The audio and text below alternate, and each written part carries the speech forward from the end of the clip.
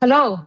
It is my pleasure to welcome you to today's webinar on the global philanthropy trends shaping cross-border giving in 2026 as part of our International Giving Series webinar. We're delighted to partner with the Lilly School of Philanthropy, which has led the research we'll dig into today. And for all of you who did not expect to see my face, I'm stepping in for Chief Partnerships Officer, Sheena Agarwal, as a moderator for this webinar. I would also be providing regional insights on Africa, given the number of questions we've received about the region. But before we get started, please allow me to share a couple of housekeeping items. All participants are in listen-only mode, and the chat is closed. Please submit your questions using the Q&A feature at the bottom of your screen. Lastly, a recording of this session will be shared with all registered participants. For those who don't know me, my name is Kadi Silla. I serve as a director for Africa and the Middle East at Myriad USA. We're a public charity headquartered in New York, providing US donors, whether individuals, families, corporations, foundations, as well as advisors to philanthropists, with a suite of services to support the international giving anywhere in the world. We also partner with nonprofits registered abroad and offer them solutions to receive tax-deductible gifts from donors in the United States through our American Friends Fund service. Last year, we facilitated $195 million in grants across 103 countries, up from $169 million in 2024 across 90 countries. We look forward to expanding our reach this year. This webinar will draw on data and findings from the Lilly School's 2025 Global Environment Index, otherwise known as GPEI, a one-of-a-kind global study covering 95 countries and economies across 15 regions. This session will equip donors with research-driven insight for strategic and impactful international giving in 2026 and beyond. We're joined by Dr. Dana Dawn, who is the Director of the Global Philanthropy Indices at the Lilly Family School and a Global Philanthropy Fellow 2025-2026. In this role, she co-authored the 2025 Global Philanthropy Environment Index Global Report and served as a regional reviewer and author of the 2022 and 2025 GPEI South and Southeast Asia regional reports. Working in Latin America, Southeast Asia, and the US, Dana has over 2 decades of experience leading, managing, researching, and consulting with social purpose organizations. She will present on the top line insights from the report, and then we will move to a moderated Q&A with the regional experts that will be joining us later. Dana, over to you. And thank you for joining us. Thank you so much for that introduction, Kadi. I'm just going to begin by sharing my screen. Okay, can you see it? Yes. Is it on there? Okay, yes. Wonderful. Thank you. So good afternoon, everyone, or good evening, good morning, wherever you're calling in from. It is such a privilege to be here and to be able to share with you some of the research that we produce at the Indiana University Lilly Family School of Philanthropy. By way of brief introduction, our school is home to 6 research centers that focus on research about philanthropy. We have the Fundraising School, our Institute on Faith and Giving, the Muslim Philanthropy Initiative, Women's Philanthropy Institute, and the Mays Family Institute on Diverse Philanthropy. I work with the research department, which produces both bespoke research as well as research designed to build knowledge about philanthropy trends and practices. I'm here today to talk about our Global Philanthropy Indices research. These are 2 examples of global philanthropy research, the Global Philanthropy Tracker and the Global Philanthropy Environment Index. I added the Global Philanthropy Tracker based on the questions that we received from many of you in your registration form, so I wanted to include some data from that report as well. So first, let me briefly introduce the Global Philanthropy Tracker. This research aims to address the lack of knowledge on the scope of cross-border giving. It is the first and the only report to measure cross-border philanthropic flows from 47 countries at all stages of economic development and spanning 6 continents. The 47 countries contributed a total of USD 70 billion in cross-border philanthropic outflows. The report also compares these philanthropic outflows to 3 other resource flows, official development assistance, remittances, and private capital investment. So among those 4 resource flows, cross-border philanthropy constituted about 8% of worldwide cross-border resources.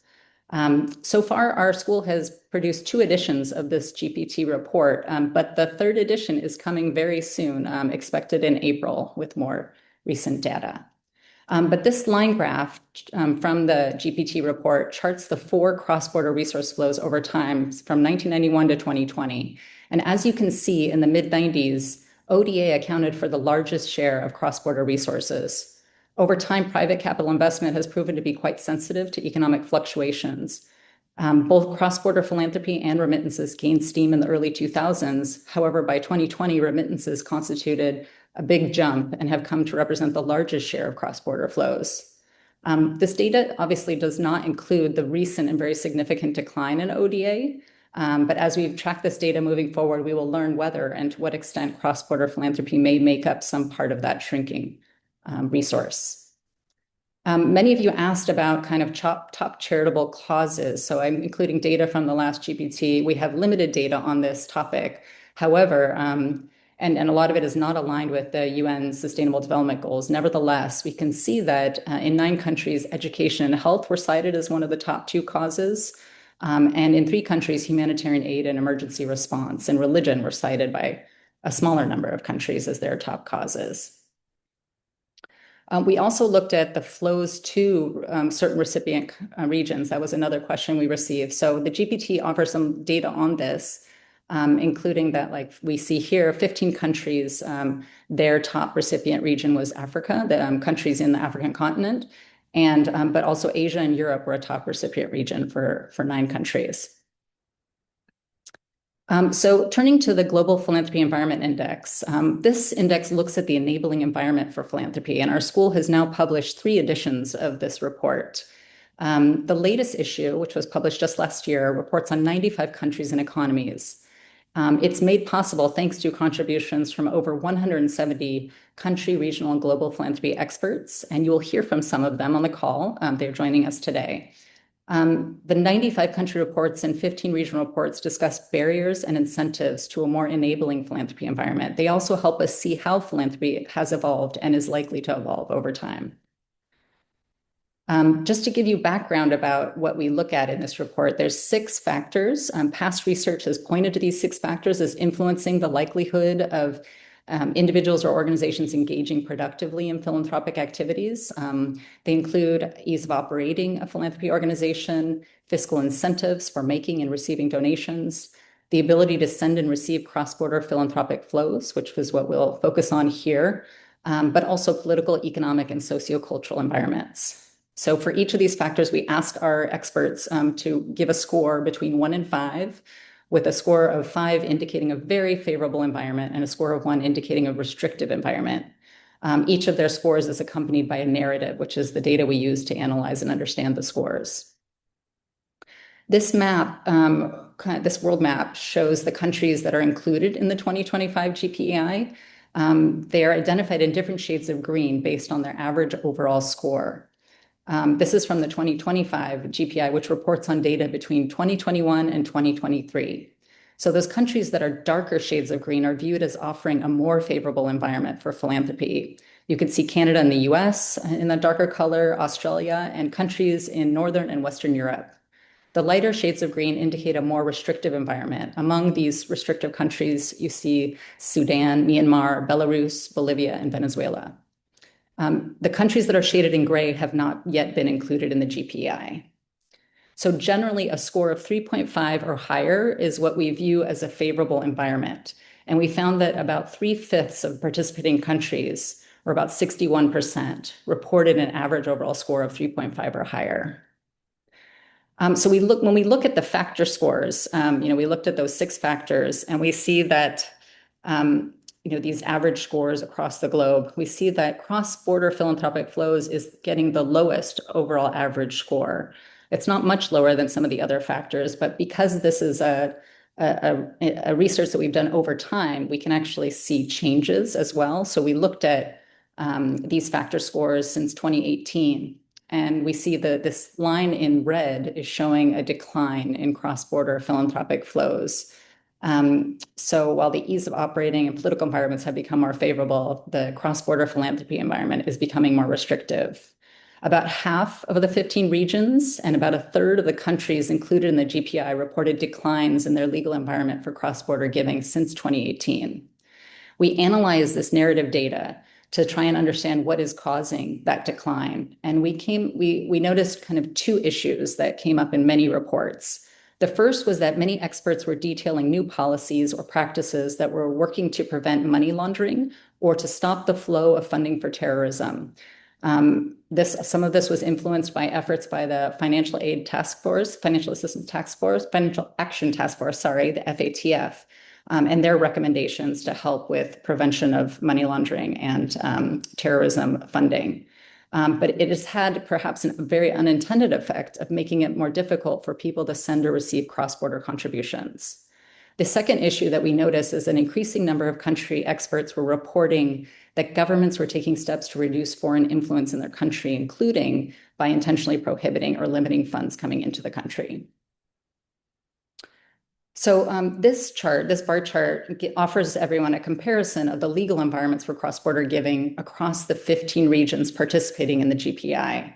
So you can see that the most favorable legal environments for cross-border giving can be found in Europe. So we see on the right side of the bar chart, Northern Europe, Western Europe, and Central and Eastern Europe. What is making the European environment especially favorable is that the EU countries appear to have been actively coordinating to align their policies and incentives for cross-border giving within the EU.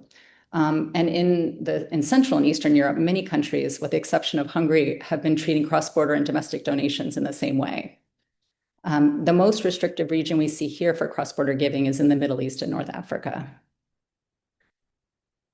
So we did a little bit of analysis of the income levels of the countries in our database, and we see that using the World Bank classification, and we noted that there was a more favorable environment for cross-border giving among higher income countries and a more restrictive environment for cross-border giving among low and middle income countries. Of course, we see exceptions to this rule in our data, such as high income countries in the Middle East with very restrictive environments. So I wanted to talk about some of the restricting and enabling factors. I've mentioned a couple already, but kind of summarizing what we see in these narrative reports. In terms of what is restricting cross-border philanthropy, in some countries, there's just a strict prohibition. For example, in Saudi Arabia and Hungary, their governments are prohibiting the receipt of foreign funding. There are also different types of limitations on receiving foreign funding, such as in India, which stipulates that those funds cannot be subgranted, or in Belarus, where banks and fintech providers are no longer offering cross-border transfer services to individuals, and some countries that are placing caps on administrative costs on foreign funded projects, such as in India and Bangladesh and Nepal. Those caps often are about 20%. There's also, in many countries, a requirement to request prior approval from a government entity. So those approvals can sometimes take considerable time and effort. Some examples of countries that do this include Egypt and Vietnam. There are requirements in some countries, such as using state agencies to receive foreign funds, such as in Georgia, or comply with challenging reporting requirements. There are, in some cases, laws that offer vague language, such as undesirable purposes, which can be interpreted in different ways by local officials, which could limit or restrict philanthropy. And in other countries, like Russia, organizations are stigmatized that receive foreign funding, labeling them as foreign agents.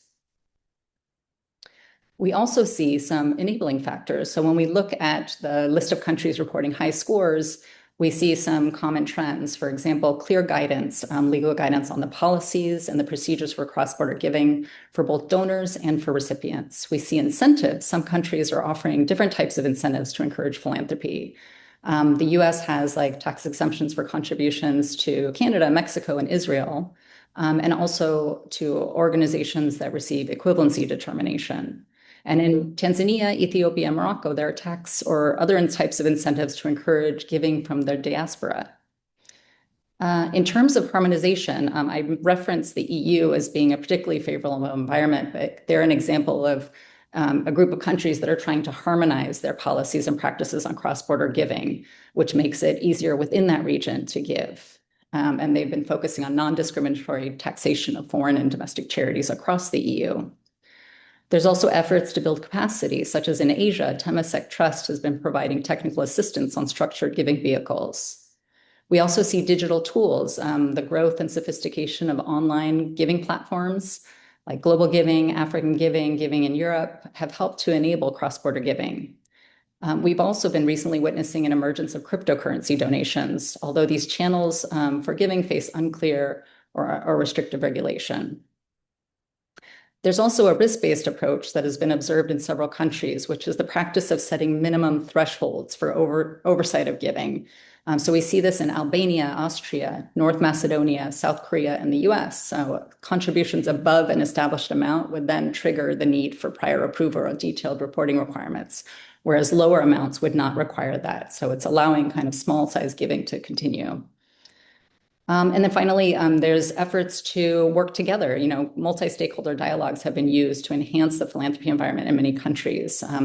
Some of you may be familiar with the Global Nonprofit Coalition on the Financial Action Task Force, which has been working to ensure that legitimate nonprofit activity is not disrupted by some of the FATF recommendations that are designed to protect against money laundering and terrorism funding.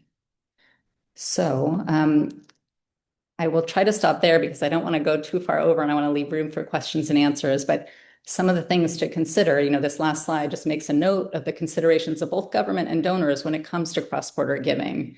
And in our conversations with different ecosystem actors, we've seen a real opportunity for actors to come together to share their concerns and their goals and to kind of work together to identify a mutually agreeable way to enable cross-border giving. Thank you very much. I'll stop sharing my screen. Wow. Dana, thank you so much. So much good food for thought in terms of these restrictions. And I so appreciate the research that the Lilly School and certainly you and colleagues have put together because at Myriad USA, we are definitely encountering some of these restrictions. You mentioned Egypt, certainly there, and a lot of countries in the Middle East, Jordan, and I know we'll dig deeper into this. So it's so validating to see that our methods of collaborating with local actors that we call country advisors to kind of understand the dynamics that are changing in the field, laws, regulations, and how do we adapt our operations to that. So thank you for sharing that. Let's jump then into questions. I have really two questions for you, so all rolled up in one. The first question is, what are some of the most efficient ways to track developing regulations in these countries, the different countries that you have highlighted, as well as creative solutions that can be leveraged to facilitate cross-border giving in these restrictive countries? Yeah, well, I do hope that the GPEI is one resource that people can use. You know, that we have this website. I think I forgot to go to that last slide, but I'll share the link at some point in the follow-up email. But we have this website, globalphilanthropyindices.com.org.edu. Oh my goodness. And you know, they have country reports you can read about. If you're giving to a certain region or a country, you can read those reports. There's also other organizations that are providing excellent resources, like ICNL, the EUC reports, the Council of Foundations have their grant making reports. So there's many resources out there that try to give country specific guidance on grant making. That some of them are about from the US, others are kind of more globally oriented. So I think there you can also talk to the country or regional experts, you know, to get some advice on kind of ways to know what's going on more currently. Because as I mentioned, the 2025 GPI is covering up to 2023, December 2023. So as many of us know in this field, that a lot has been happening since then. So we need to talk to people to see what's going on right now. So I'd recommend those resources to start with. And I'm sure other people on the call may think of other resources we can talk about as well. In regards to kind of creative solutions, I think some of those were alluded to, and we don't have really data breakdowns for the different vehicles for giving that people are using. We don't have kind of robust data. You might know and be able to contribute a bit more on that end, Caddy and your colleagues. Because what we've seen from the data is that the bulk of cross-border fund giving goes through some sort of US NGO, so a 501c3 when it's coming from the US. So I think one of my colleagues shared some data that we had on large gifts, which were over US, $1 million. And about 75% of those gifts are sent through 501c3s. Another 15% go through private foundations, and the remainder are going through congregations or missions. So again, we have a little bit of a more formal data set. I think there's a lot of other types of ways and vehicles of giving that perhaps others can contribute to in response to that question. Thank you for that. I can certainly confirm that at Myriad USA, we are indeed, we have a suite of services, as I mentioned before, for donors, whether that's donor advice funds, one-off gifts to support organizations overseas. But what I can tell you for sure that through our American Friends Fund services, the fiscal sponsorship that we offer nonprofits overseas, I've noticed that in some of these restrictive countries, a lot of our nonprofit partners actually use our American Friends Funds as a risk mitigating tool, meaning they'll open the fund with Myriad USA. And if it's too risky to receive funding from their donors, they'll park the money there and then let us know either to pay in increments or wait for another timeline to make payments. So it's interesting to see how the nonprofits themselves that are registered in these local contexts are looking at risk mitigation and the different tools that they can use to facilitate their philanthropic dollars. The other question is the diaspora giving trends and outlooks, which is dear to me because we last year launched the African Diaspora Innovation Fund, and the goal is to sort of engage the African diaspora. Can you share trends and outlooks that you see from that angle? The role of diaspora in cross-border giving. Yes, I mean, the diaspora are really important drivers of cross-border philanthropy, although a significant portion of their contributions go underreported or unreported in most cross-border philanthropy reports. As you saw in our GPT report, it's measured separately. And there is a longstanding debate about including the remittance data as a form of philanthropy. And so I think that debate has been growing stronger over these past few years. So we've seen some interesting innovations in diaspora giving, such as collective remittances, which are clearly philanthropic. They're diaspora networks enabling strategic giving. It's not definitely not kind of just family or a kind of what people are excluding from a definition of philanthropy. And so I think it's really important that we start to look at the data that exists on remittances and see what parts of that is philanthropy, and kind of see that is a huge amount as well that we're missing from cross-border giving flows. The other kind of important aspect of that is we see some countries in the GPEI reports that are talking about efforts by their governments to attract diaspora philanthropy. And so that is considered also a bit more attractive form of philanthropy for many country environments because there's a connection, there's some level of trust, and it's also meaningful for the givers who have a desire or to be connected to their homeland or to maintain relationships. So my response is that we don't have a great deal of data on philanthropy involving diaspora. We have some, and we see that it's important to be collecting more and to be looking more carefully at the remittance data as well. Yeah. I couldn't agree more. We're facing similar challenges at Myriad USA. And me being from the African diaspora, I can certainly attest to the fact that the remittance is continued to be the bulk. It serves as a bulk of giving from the diaspora. The challenge, though, I have to say that the remittance threshold is still very much consumption based, right? I think when people talk about diaspora philanthropy, how do we go beyond consumption? What is the role of diaspora in investing in infrastructure, social services, and so on and so forth? You mentioned countries that are leveraging the diaspora investment. There are a couple of countries in Africa and the Middle East, and also Southeast Asia, like India, that are tapping into diaspora bonds. Israel is also doing that. Ethiopia, they built their whole dam through their diaspora bonds. So that's one angle of returnable capital and investment with the trust, as you mentioned. But this philanthropy, organizing social capital through cash transfer in the context of sending money to a community or people you don't know, is still facing challenges. And so I think we kind of have to buckle up and just be patient to also create a, I would say public awareness as to why it is important for diaspora to look at philanthropy as another investment tool to boost development across their home countries. So very interested in learning more about that and definitely sharing what we are seeing at the Myriad USA angle as well. Okay, last question for you, Dana, before we transfer to other regional experts. Where do you see collaborations in philanthropy, right? Like you have an extensive background and expertise in Asia space on philanthropy there. Tell us more about where you see collaboration in philanthropy. Yeah.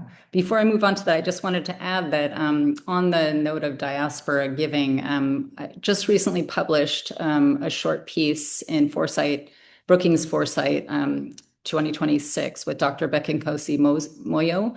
So look out for that as well. We talk about some things that need to be, that could help with this more kind of what you were referring to, the challenge of giving that is still consumption based, but how to shift to a more development oriented diaspora giving.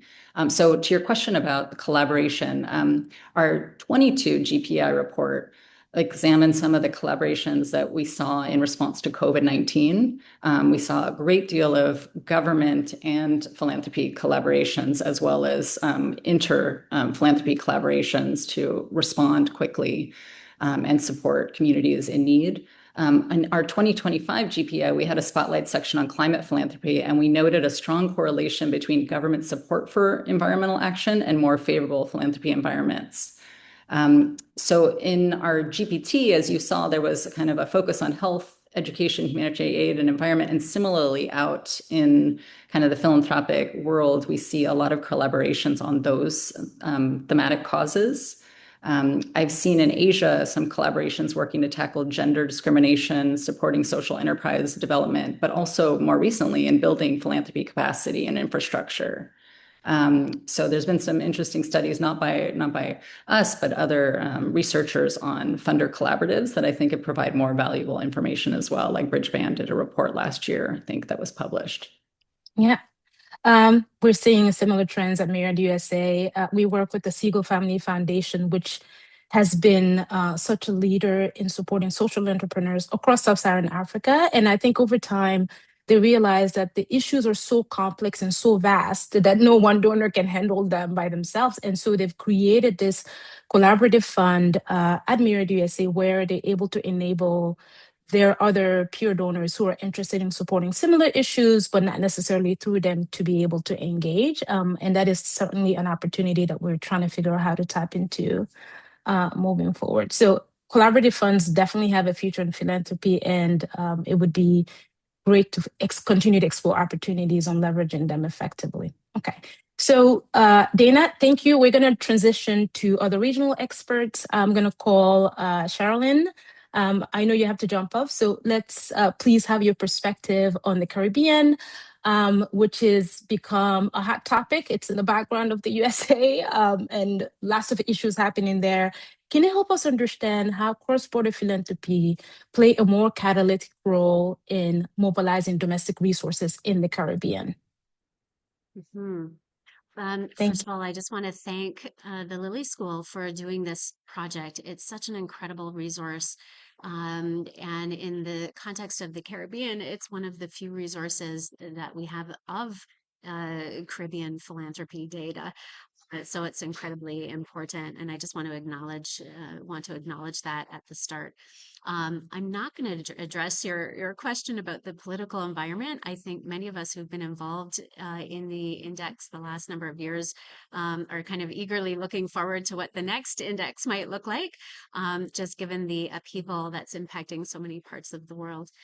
But your follow-up question was about how cross-border philanthropy can play a a bigger catalytic role role. Yes. in encouraging domestic philanthropy and resource mobilization. I think that's a really important question in the context of the Caribbean.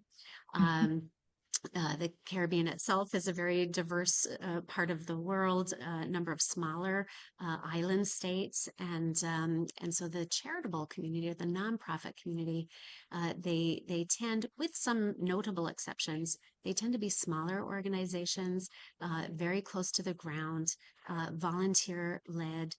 And so for U.S. funding coming into the region, I think it's kind of not unlike the advice that I give philanthropists generally. Invest in good people, build the infrastructure of organizations, provide that wraparound support.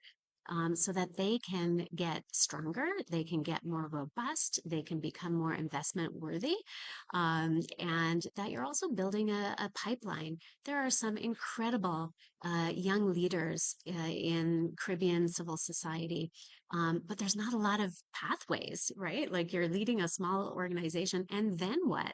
And when you're bright and ambitious and you have really big aspirations of what you want to do with your life and in your community, they bump into roadblocks because the road, the pathways are just not there in terms of progression and leadership development and all of those things. So as I think about what U.S. funding can do in the region, it's really to make those deep capacity investments, to build organizations, build pathways so that they can become a deeper scale in terms of their impact, their ability to deliver programs, and then in turn their ability to be able to receive and do well with even more significant investment. And I think philanthropists and funders have made a lot of progress in the last number of years in terms of funding those things. I don't think they've made all the progress that needs to be made. Project by project is just not going to do that. We know that. We've known it for decades. And so for the Caribbean in particular, I think that's just a very proactive, progressive way to fund in a way that actually helps. And not, it gets people hung up in cycles where they're doing well for now, but who knows about 6 months from now. Mhm. I think we can all do better than that. And for those involved in the civil society sector in the Caribbean, they want to do better than that as well. Thank you. Very helpful. And I think, sort of piggybacking on that, to bring in Kathy, who not only can help us understand both the North America expertise, regional trends, but what are the global implications of that. So Kathy, if I can have you for a minute to help us understand that since 2023, what has the situation for sending cross-border grants from the US? How has that changed? And what are the global implications of that? Thank you. So thank you. I want to echo everyone's thanks for organizing the panel. I'm very fortunate to get to work with Dana and now meeting other colleagues. So it's really an honor to be part of this initiative. I'm going to build on a lot of what's been said already. As this report went to press at the end of 2023, who could have imagined the things that we're talking about today? And I'm not sure the word somebody used, but the urgent calls for philanthropy domestically and around the world, and the cascading effect of the different regulatory environment that we're in today.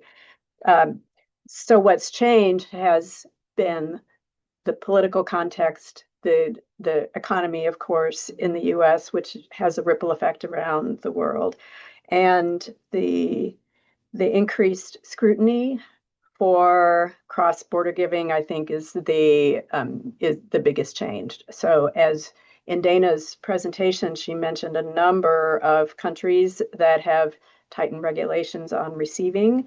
And so the burden shifts then to US donors, whether through vehicles, through missions. And I quite agree that most outflows are through third-party vehicles. The burden is then placed on the donor in the US to understand the regulatory environment in the country to which they hope to donate. And so there's this complex web, a patchwork of regulations around the world that affect philanthropists who are trying to make an impact. So let me pause there because I imagine, Katie, you have follow-up questions. Yeah, can you tell us Yeah. more around, and I know Dana had provided quite a few resources around how donors can do this, but also like for the broader space in philanthropy, what do we pay attention to? Resources to tap into, different tools, fiscal sponsorship, equivalency determination. Can you tell us more from what you're seeing, both from a US policy angle, regulatory frameworks, how that affects others globally, but also donors that are interested in moving resources, the sort of attention, the sort of details that they should pay attention to depending on the country, recipient country. Thank you. Right, agreed. So the role of the fiscal sponsor, whether that's a community foundation, the friends group that you mentioned, legal counsel, that role is really amped up in the due diligence that I think because the donor has to carry out, then the reliance on that expert, that intermediary is more important all the time.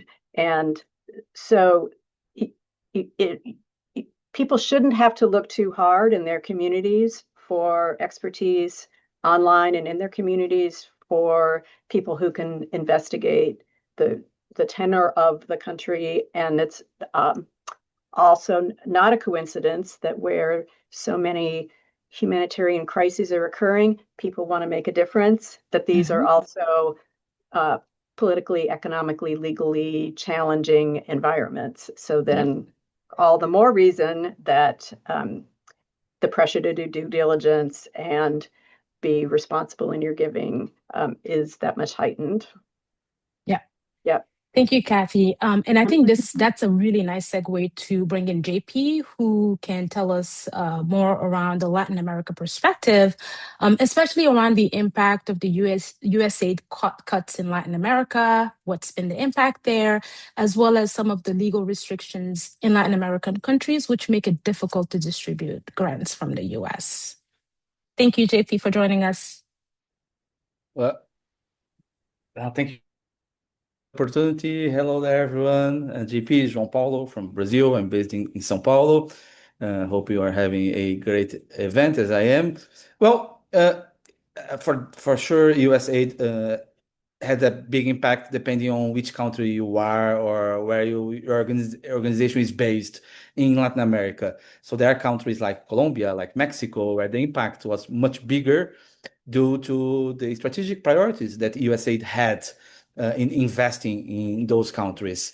In particular, in Colombia, it's been very interesting because we were talking about diaspora giving, and the government, the cooperation agency for the Colombian government, has started a movement to engage Colombian diaspora in the US to give back to local organizations. It won't replace USAID funding to Colombian organizations, but it's a way to engage our own community to support local causes back home. In other countries like Bolivia, Venezuela, or Argentina, where USAID had none or very little investment, the impact was much smaller. This does not mean that those countries are not under the impact, the effect of the shrinking of ODA, the Official Development Assistant. We're talking about USAID, but it's not the only country in the world who has been actually shrinking, reducing its support for development in other non-developed countries. And on the easy of receiving money from abroad, it's Latin America, and I include the Caribbean together, 33 countries. Each country has its own structure, its own regulation. There are countries where it's very easy to send money. So let me talk about Brazil. It's very easy to send money to Brazil. Our issues here, our problem here is with the bank managers who usually don't understand what a donation is. So we have trouble relating with the banks. That's not an issue with the government. But of course, there are countries, until most recently, Argentina had this issue. There are countries where the government has restrictions on receiving foreign money to support local development.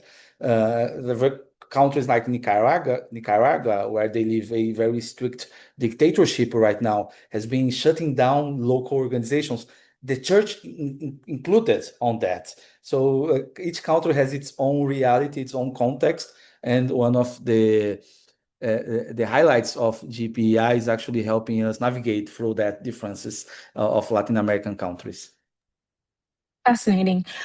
Thank you for sharing that, JP. Speaking of restrictions, we want to bring in Samir, who would provide us the Middle East perspective on this. There are countries in the Middle East like Bahrain, Kuwait, Jordan that have been perennially closed in a way. So, Samir, please help us understand how can philanthropy remain effective in contexts where cross-border giving is politically sensitive and restricted? Thank you. Thank you. Just a quick confirmation of what Dana has said. Yes, absolutely. We are facing a challenging in sending and receiving, and our region is messed up with these data. And I also saw one of the questions in the Q&A. Will we predict that in the next 5 and 10 years? And unfortunately and absolutely, we think things are going crazy in restrictions. And there is another question about the US aid. Yes, I think the US aid, also there is a closure, there is an impact in a way that I start hearing in the Gulf that, look, even the USA, the richest country, and they are localizing their donations to spend in the country. So I think that will be a big impact. This is just an addition to what Dana said about the tourism and money laundering. So this is another issue, another reason that might be an excuse about the sending the money, about the localization.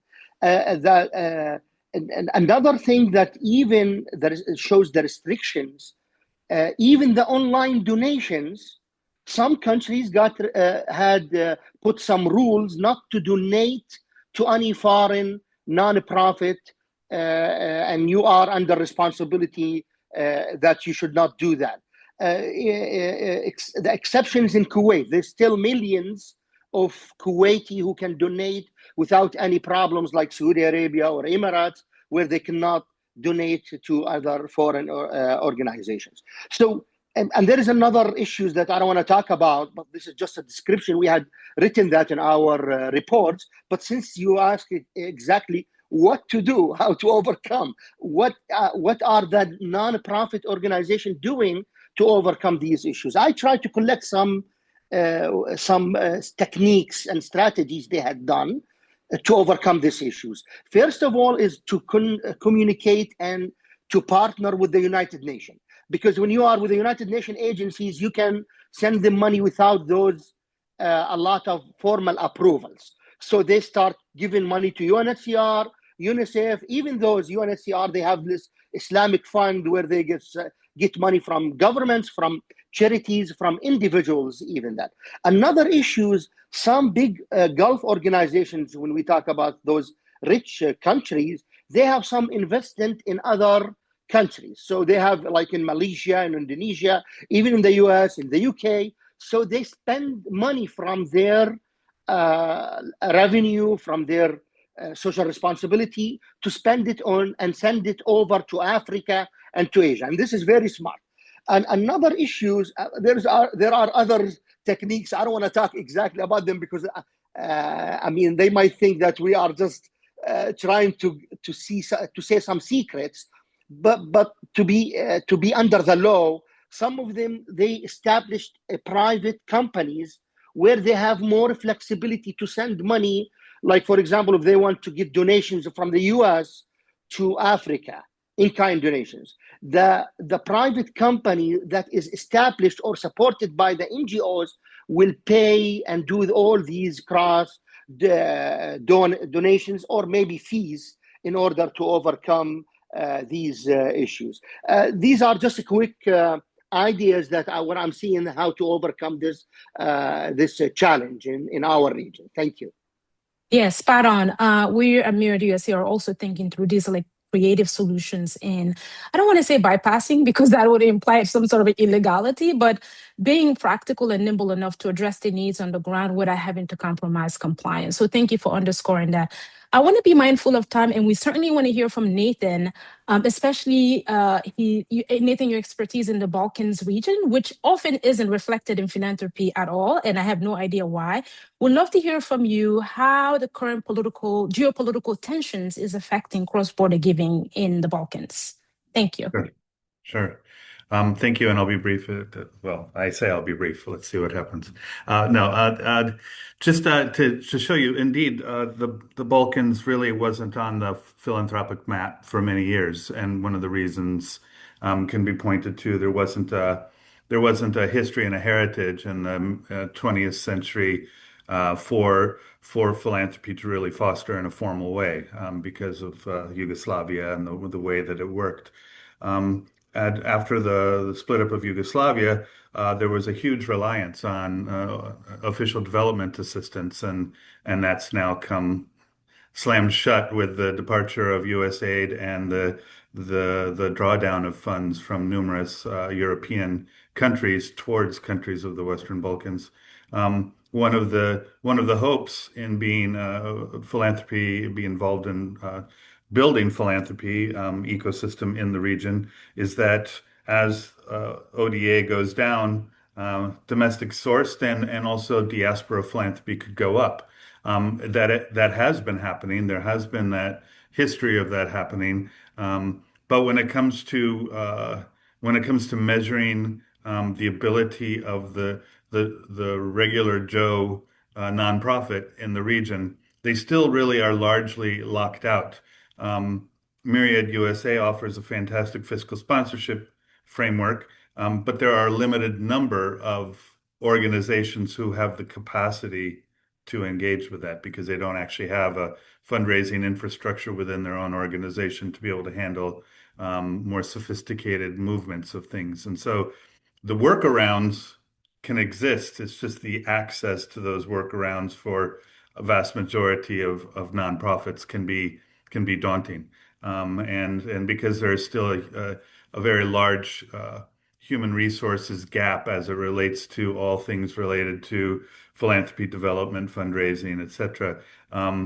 We've still got to go at a steady pace to bring the nonprofit sector to orient them primarily to their own constituents in their own countries, but also then to leverage the diaspora philanthropy, which leads to the geopolitical tensions.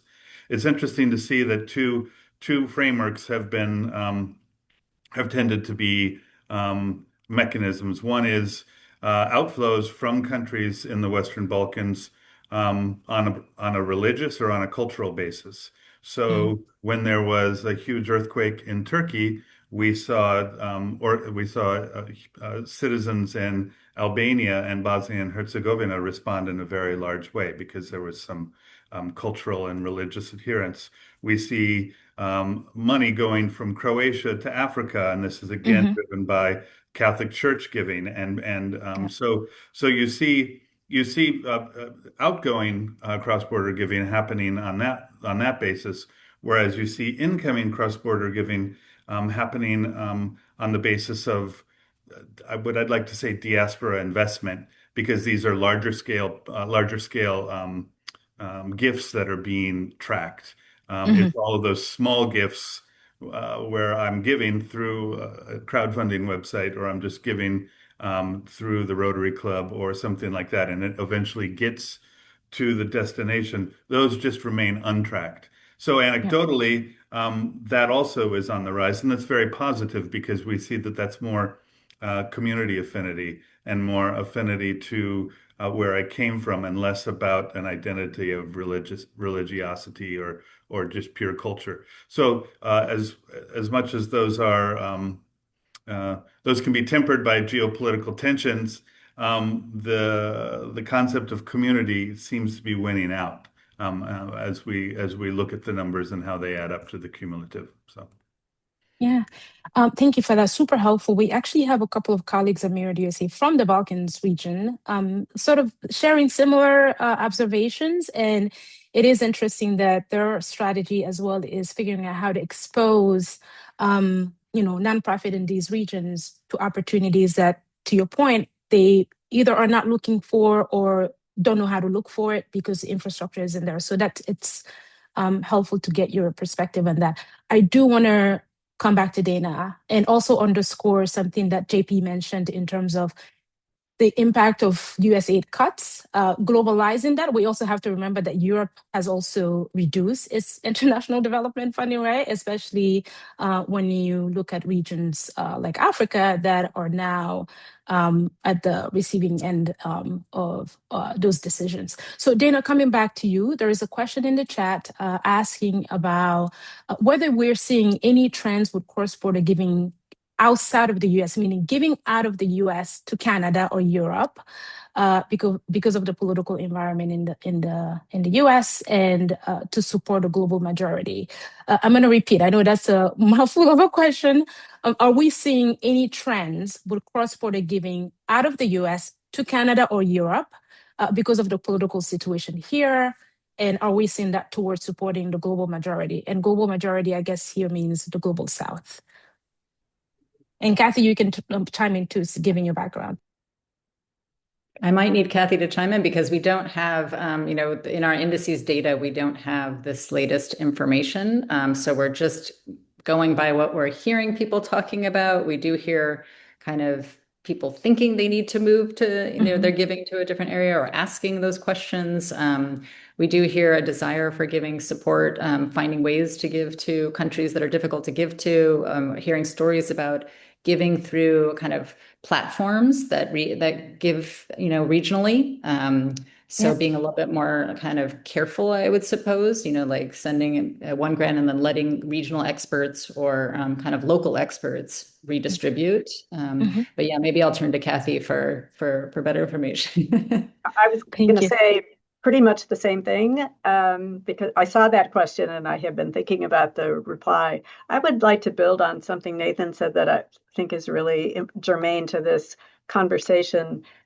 When Nathan mentioned community, I was just at a talk earlier this week and among Muslim high school students, and they all talked about their community. But I encourage all of us to remember that we're part of many communities, including communities around the world. And so while at first in the US, there was the shock of what was happening in USAID, now there's a lot more response, resilience. It took a while for the sector to sort out what can we do? If we can't do this, what can we do? Because there was this downstream effect among nonprofits in the US.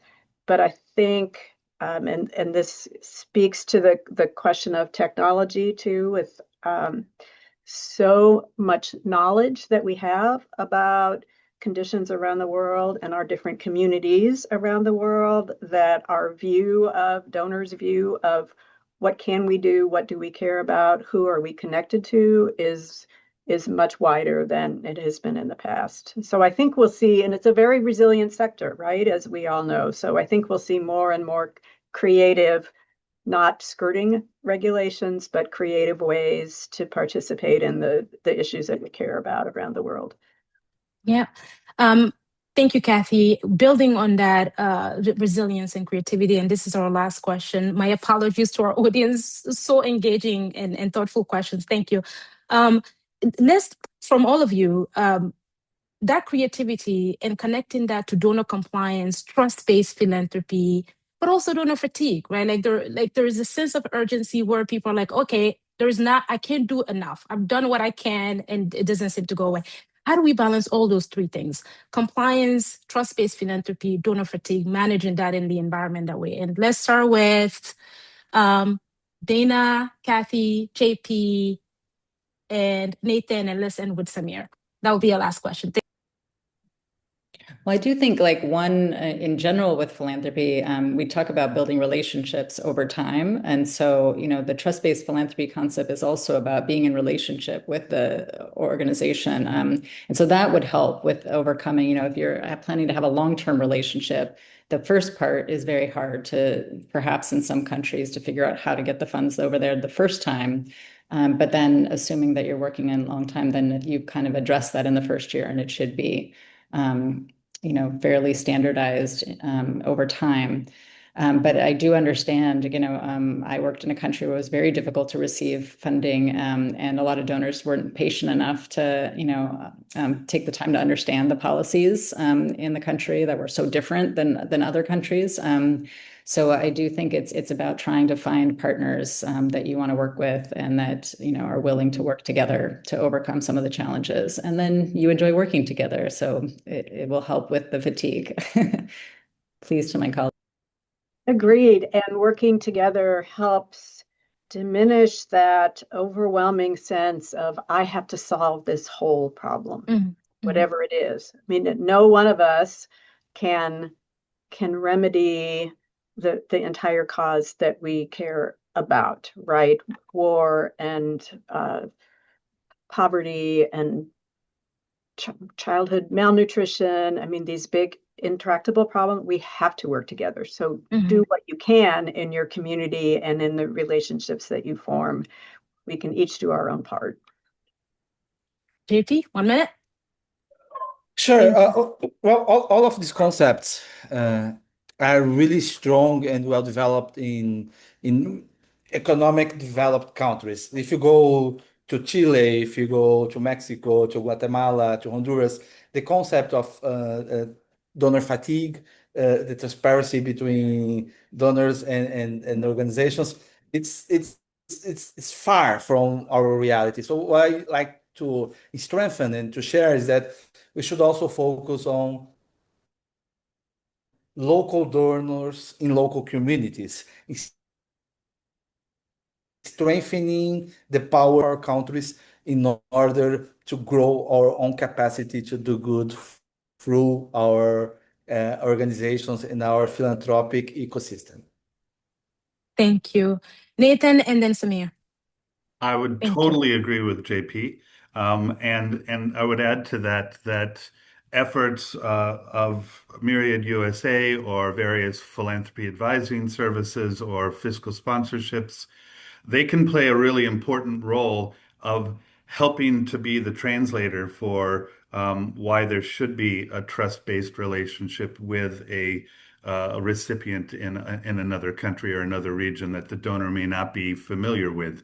Those intermediaries can play that role, but I think the goal has got to be that role as the intermediary is a temporary thing, because as stewardship of those donations happen and as improved mechanisms for transfer of funds, etc., in just the pure transaction cost of moving the money through multiple intermediaries. Samir was talking about the UN, but the UN's such an expensive way of doing it. So looking at ways of being efficient with what you have available, I think we can all work together to try to move us towards a way where domestic resources can be tapped and domestic giving, domestic mechanisms for receiving money can be played out. And I think that is a real role for the Global Philanthropy Environment Index and the GPT in helping us to see, are we progressing towards that goal or not?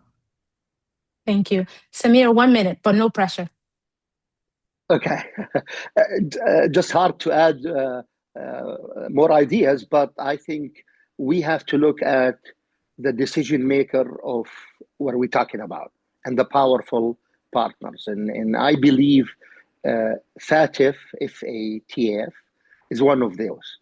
And maybe we can think of our network who can, I don't want to say stand in front, just to communicate, to let our voice be heard in front of those big players who are influencing even the governments. And I believe when FATF comes to the Gulf countries, everyone is in emergency, wanted to please the FATF. Indiana University is a powerful institution, university, its index, it can be used for the benefits of the people of the world. We're not, I mean, even linking between terrorism and money laundering, because of a couple of dollars that or some just events happen. Sometimes it's unrealistic and should not be all the time being an excuse to what's happening on cross-border and restrictions, either receiving or sending. Thank you. Wow. Thank you so much to all of you for lending us your time and expertise. And a big thank you to the Lilly School. Thank you to our wonderful audience with very, very smart questions. We'll follow up on some of them. We would love to hear from you. We want to get your feedback, what resonated, what we can improve on, and definitely looking forward to seeing you at our next events. Thank you, everyone.